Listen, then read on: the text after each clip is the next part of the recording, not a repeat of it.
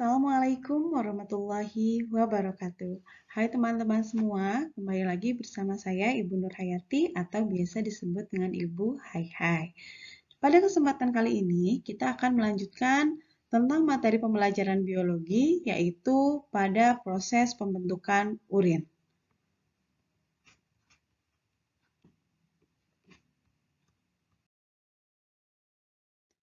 Pernahkah teman-teman mengalami hal seperti ini?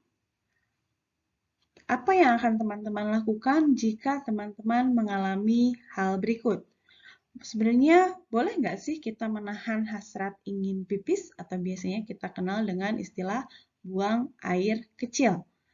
Kira-kira menurut teman-teman semua, sehat nggak sih kalau kita menahan hasrat untuk buang air kecil? Nah, pertanyaan tersebut sebenarnya jawabannya tidak sehat karena hal tersebut akan mengganggu organ di dalam tubuh kita, yaitu organ salah satunya organ ginjal.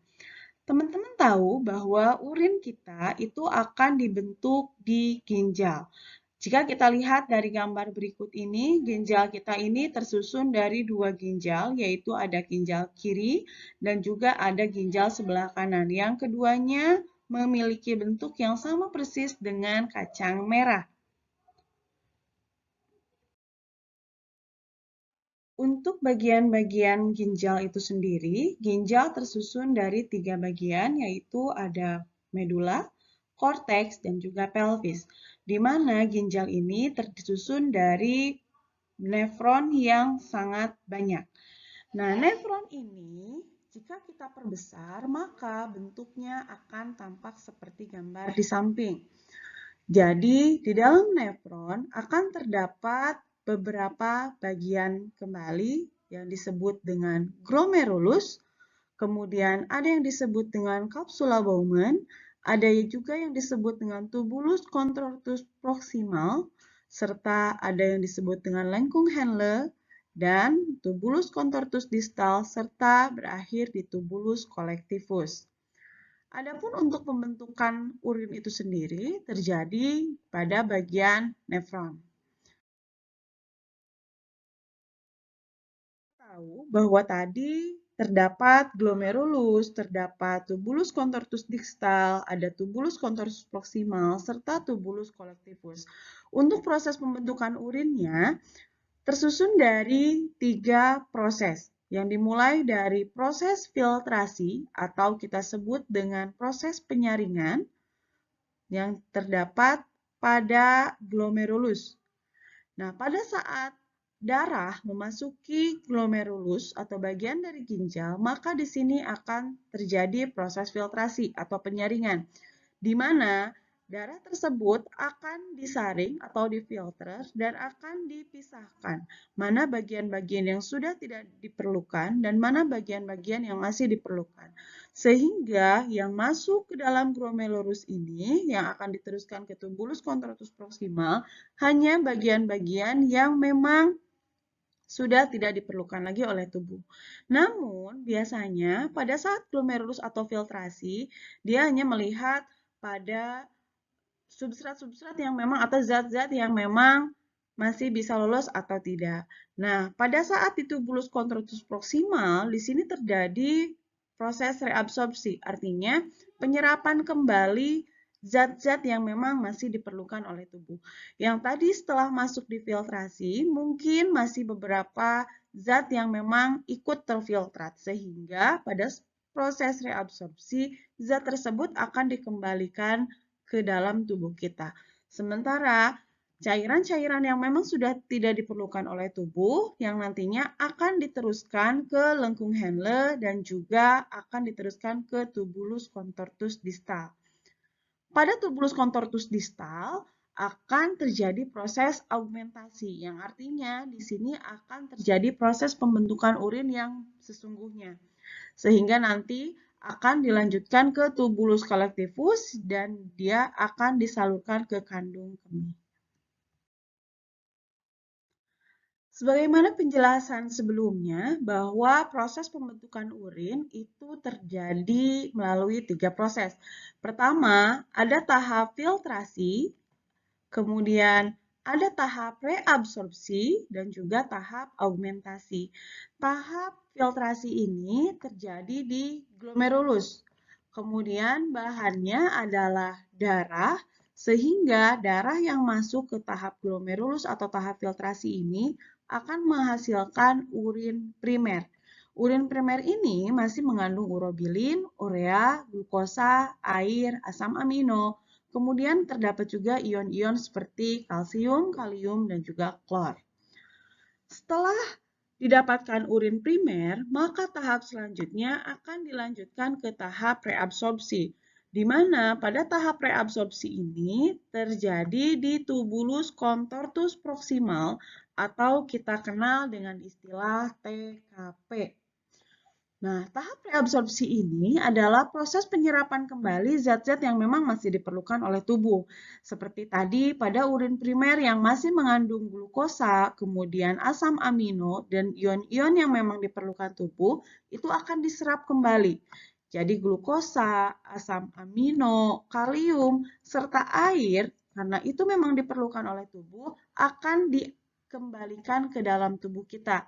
Sementara zat-zat seperti urea, urobilin, dan ion-ion yang memang tidak diperlukan akan dilanjutkan ke tahap augmentasi. Nah, hasil dari tahap reabsorpsi ini menghasilkan urin sekunder, di mana urin sekunder ini hanya terdapat air, garam, kemudian urea yang menyebabkan bau atau biasanya kita sebut dengan bau pesing, ya, serta urobilin. Urobilin ini adalah zat yang memberikan warna terhadap urin. Nah, setelah itu, urin sekunder akan dilanjutkan ke tahap augmentasi, di mana di tahap augmentasi terjadi di tubulus contortus distal atau kita sebut dengan TKD.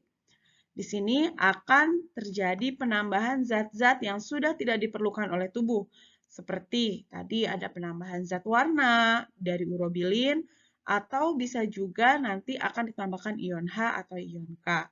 Nah, hasilnya baru disebut dengan urin sesungguhnya, di mana urin sesungguhnya ini akan mengandung air, kemudian urea, kemudian sisa-sisa garam, serta sisa metabolisme, dan juga ada zat pewarnanya. Lalu Bu, apakah obat-obatan juga masih bisa terdapat di dalam urin?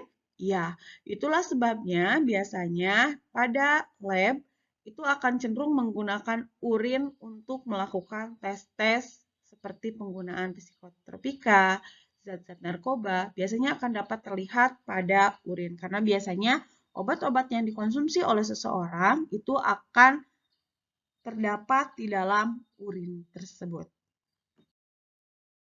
Selanjutnya, teman-teman juga bisa tahu mengenai kondisi tubuh teman-teman dilihat dari warna urin yang dikeluarkan oleh teman-teman.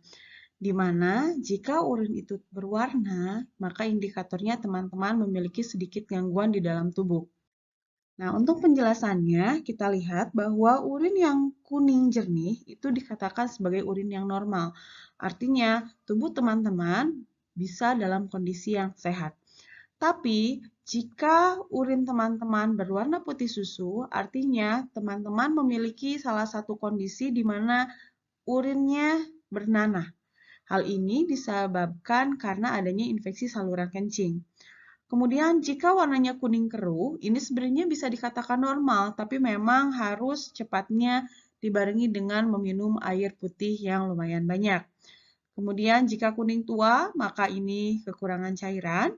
Jika oranye, ini bisa dikatakan bahwa teman-teman memulai dengan kondisi dehidrasi atau bisa juga karena pengaruh konsumsi obat-obatan. Tapi jika warna urin teman-teman sudah memasuki tahap kecoklatan atau pink kemerahan serta coklat kehijauan, maka teman-teman harus lebih berhati-hati. Karena jika urin teman-teman berwarna kecoklatan, teman-teman bisa terkena masalah hati ataupun empedu. Tapi memang warna kecoklatan ini juga bisa diakibatkan karena pewarna makanan. Untuk warna yang pink kemerahan, berarti teman-teman mengalami adanya pendarahan di saluran kencing atau itu di ginjal dan ada juga yang mengalami masalah prostat. Dan jika teman-teman memiliki urin warna coklat kehijauan, maka teman-teman sudah termasuk ke dehidrasi berat dan juga bisa mengalami masalah hati.